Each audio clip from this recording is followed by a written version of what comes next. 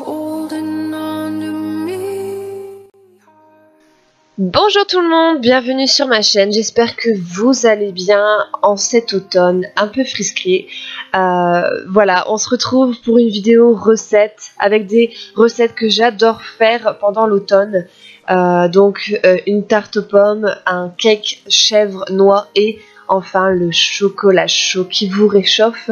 Donc c'est parti, on va commencer d'abord par le salé. Donc je vais vous énumérer d'abord les gras ingrédients et je vais les mettre en barre d'infos, ne vous inquiétez pas. Donc c'est parti, il nous faut 150 g de farine, un sachet de levure chimique, 3 œufs, 13 centilitres de lait, 200 g de chèvre, 100 g de gruyère râpée, 10 centilitres d'huile de tournesol et 50 g de noix.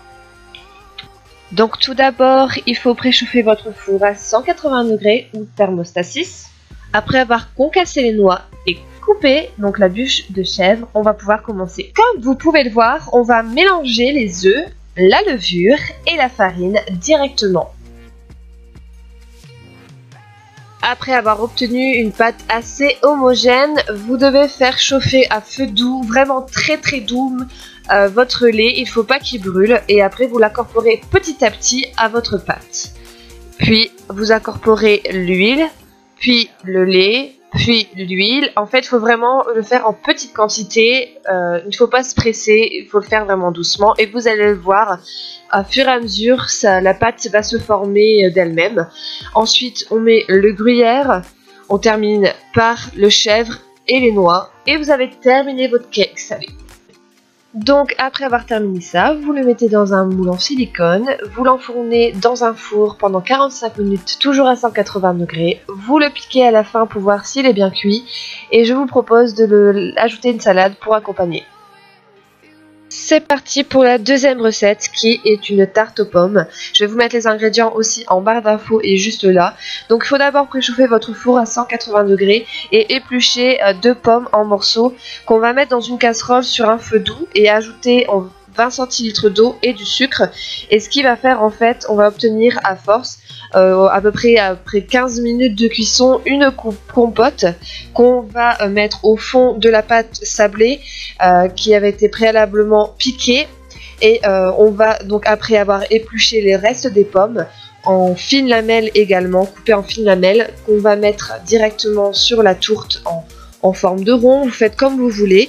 Donc d'abord la compote, puis les fines lamelles. Et comme ça, vous enfournez dans le four à 180 degrés, cuisson 30 minutes. Et voilà, c'est déjà terminé.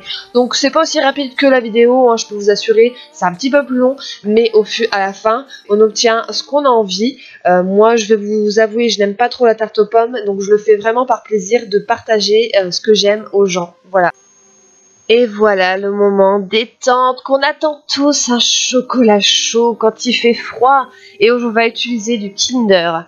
Donc tout d'abord, on va écraser le Kinder. Donc j'ai pris juste une seule barre que vous allez mettre au fond de votre casserole. Si vous avez un mixeur, c'est encore mieux. Moi je l'ai écrasé comme ça au fond de ma casserole.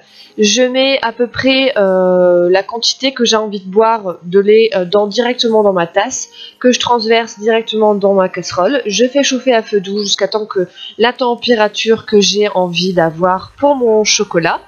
Je mets une cuillère à soupe de chocolat, c'est tout. Moi je n'aime pas trop non plus le chocolat fort, hein. Donc c'est selon comme votre envie, vous mettez un peu plus de Kinder, un peu plus de chocolat, vous faites à votre envie. La seule chose, c'est que vous vous installez devant la télé avec un chocolat chaud.